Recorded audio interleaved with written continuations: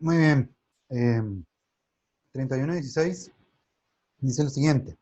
Un resistor de 200 ohmios, un inductor de 0,9 henrios y un capacitor de 6 microfaradios están conectados en serie a través de una fuente de voltaje que tiene una amplitud de voltaje de 30 voltios y una frecuencia angular de 250 radianes por segundo. Entonces, fíjense los datos que dan. Dan la resistencia, la inductancia, la capacitancia, ¿verdad? Y nos dan la amplitud de voltaje de la fuente, que es lo mismo que la del circuito. ¿Ok? Y nos dan la frecuencia angular. Entonces nos están pidiendo, fíjense, nos están pidiendo todos los voltajes instantáneos y pues, ¿cuál es el valor? Cuando el tiempo es 20 milisegundos. Y pues, como parte de la pregunta, nos dicen comparen la suma de estos tres últimos, ¿verdad? Del resistor, inductor y capacitor, con el valor del voltaje instantáneo de la fuente o del circuito, que es exactamente lo mismo. Y por último, pues, de calcular los valores de las amplitudes de voltaje de resistor, inductor y capacitor y comparar la suma con el voltaje, la amplitud de voltaje de la fuente o del circuito, este que nos dan aquí. ¿Ok? Entonces, y pues explicar por qué las cantidades son diferentes, estas últimas, ¿verdad? Okay. Vamos a ver qué nos dan distintas. Entonces, ¿qué es lo que tenemos? Tenemos lo siguiente. Tenemos los datos, ¿verdad? De nuevo, resistencia, inductancia, capacitancia, amplitud de voltaje de la fuente y frecuencia angular.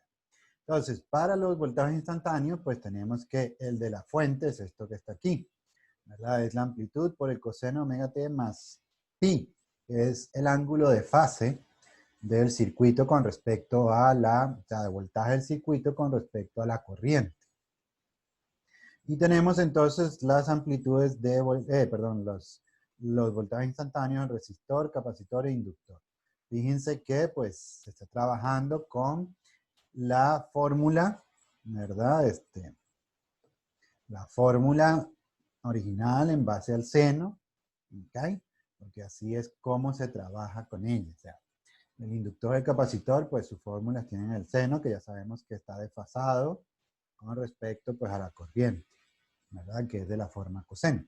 Bueno, muy bien. Entonces, si necesitamos calcular estas funciones para después de calcular con los tiempos, necesitamos calcular el ángulo de fase, pues necesitamos de los voltajes, las amplitudes de voltaje, ¿no? De todo. Ya tenemos el de la fuente o el de circuito que nos da el problema. Pero tenemos que calcular la VR, VL y VC. Entonces, pues necesitamos calcular la corriente del circuito para poder calcular todas las amplitudes de voltaje para tener estas funciones. Entonces, en el circuito, pues tenemos que el voltaje, la amplitud de voltaje del circuito es igual a I por la impedancia. Entonces, despejamos I, es voltaje entre impedancia, ¿verdad? Este es el voltaje de la fuente, o voltaje, la amplitud de voltaje de la fuente o del circuito. Y tenemos que la impedancia es esto. Ok, pero necesitamos las reactancias, porque no tenemos las reactancias. Pero tenemos cómo calcularlas, porque tenemos L y omega y C y omega para calcular las reactancias que están aquí. Entonces vemos que tenemos, entonces, la reactancia inductiva, pues sustituimos los valores y nos da 225. La reactancia capacitiva, papá, y nos da 667. Quiere decir que la reactancia capacitiva es mayor que la inductiva. Quiere decir que este circuito es capacitivo. Es un circuito capacitivo porque domina la parte de la capacitancia. ¿Ok? Entonces, domina la reactancia capacitiva, entonces tenemos un circuito tipo capacitivo. ¿Ok? Entonces, bueno, ya tenemos las reactancias inductivas y capacitivas, podemos calcular la impedancia. ¿Ok? Podemos calcular la impedancia. Entonces, la impedancia es pues, raíz cuadrada de R cuadrado y la resta de esto. ¿Ok? Entonces, teniendo la impedancia 485, pues entonces sustituimos en la ecuación de la corriente y obtenemos 6,19 por 10 a la menos 2 amperios. ¿Ok? Entonces, De nuevo, fíjense, necesitamos la corriente para poder calcular todas las amplitudes de voltaje para pues tener estas funciones. Para calcular las amplitudes de voltaje necesitamos conocer la corriente, pero además necesitamos conocer las reactancias inductivas y capacitivas para poder, poder hacer el cálculo de las amplitudes de voltaje. ¿Okay? De las amplitudes de voltaje. Entonces, pues ya teniendo la corriente y teniendo la reactancia, ¿verdad? O sea, teniendo la corriente y teniendo la reactancia, entonces pasamos a calcular los voltajes, ¿verdad? Las amplitudes de voltaje en resistor, capacitor e inductor. Pues I por R nos da 12,4 voltios, y XC nos da 41,3 y XL nos da 13,9. Pues por otro lado, calculamos también el ángulo de fase, porque necesitamos el ángulo de fase para poder calcular entonces o utilizar la ecuación del voltaje instantáneo de la fuente. Ok, entonces pues sí, calculamos la tangente en términos de la reactancia y la resistencia, ¿verdad? Arco tangente de todo eso y nos queda menos 1,15 radianes. ¿Tiene sentido que sea menos? Claro que tiene sentido que sea menos porque tenemos un sistema capacitivo. ¿Ok? Entonces, XC a ser mayor que XL, pues esto que está aquí nos queda negativo, es decir, el XL menos XC nos queda negativo. ¿Ok? Entonces, pues sí, nos da un ángulo de fase negativo. Hay un retraso del voltaje de la fuente con respecto a la corriente. ¿Ok? La utilizamos radianes porque la ecuación del voltaje instantáneo de la fuente, pues está todo en radianes. ¿Ok? Entonces, pues sustituimos todo, tenemos 20 milisegundos. Sustituimos 250 radianes por segundo, 20 milisegundos menos tan, y nos queda que el voltaje de la fuente es menos 22,8. Perfecto, ya tenemos el voltaje instantáneo a los 20 milisegundos. Ok, entonces, ¿cuánto pues nos da los voltajes instantáneos del resto de los elementos? Pues entonces tenemos el voltaje instantáneo del resistor, pues con su amplitud de voltaje, coseno omega t, sustituimos y nos da 352 voltios. Hacemos lo mismo para el voltaje del capacitor y nos queda menos 39,6 voltios. Y pues tenemos el del inductor, pues y nos queda 13,3 voltios. Entonces los voltajes van a ser positivos, algunos van a ser negativos, o sea, se van a alternar, ¿verdad? O sea, no tienen que ser todos positivos, no tienen que ser todos negativos, no pueden ser. ¿Ok? Porque hay una alternancia, hay un desfase también. Cada uno de esos. ¿Y qué pasa si llegamos y sumamos todos estos que están aquí? Ya tenemos los valores.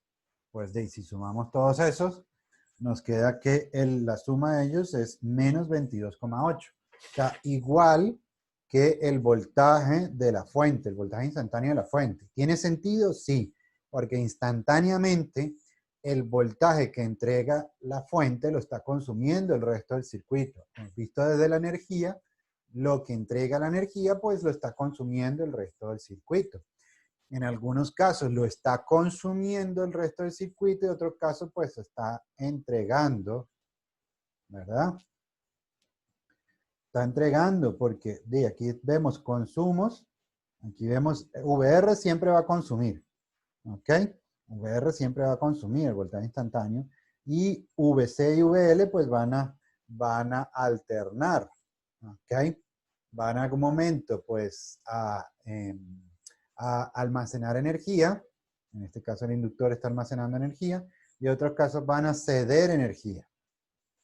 ¿Ok? Entonces, pues tenemos eso que está ahí.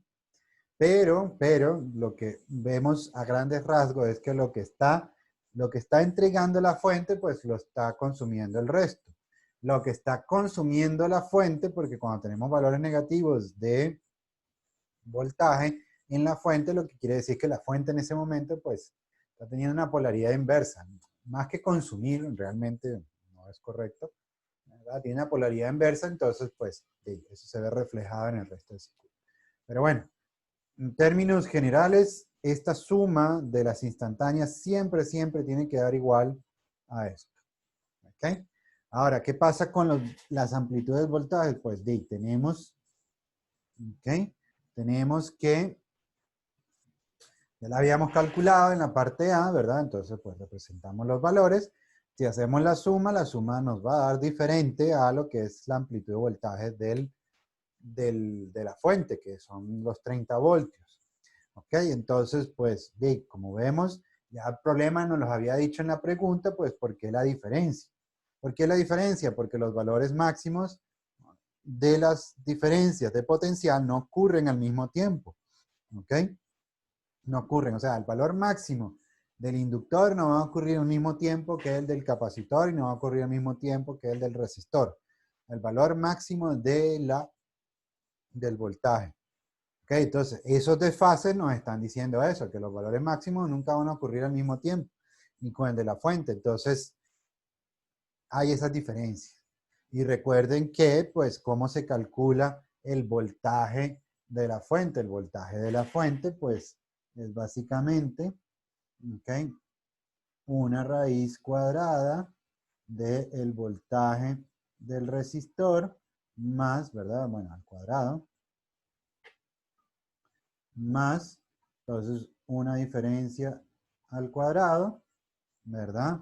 Del voltaje del inductor menos el voltaje del capacitor. ¿Ok? Entonces, ahí también se nota la diferencia, que no es una suma lineal, ¿verdad? Sino que es ¿cómo se llama? Como el cálculo de una hipotenusa. Porque trabajando con fasores, recordemos que el fasor de voltaje, pues lo representamos como un vector. ¿Ok? Entonces, pues, de nuevo, esto es voltaje, amplitud de voltaje del capacitor, amplitud de voltaje del inductor, etcétera, etcétera. Ok, entonces, pues, este sería el problema 3116.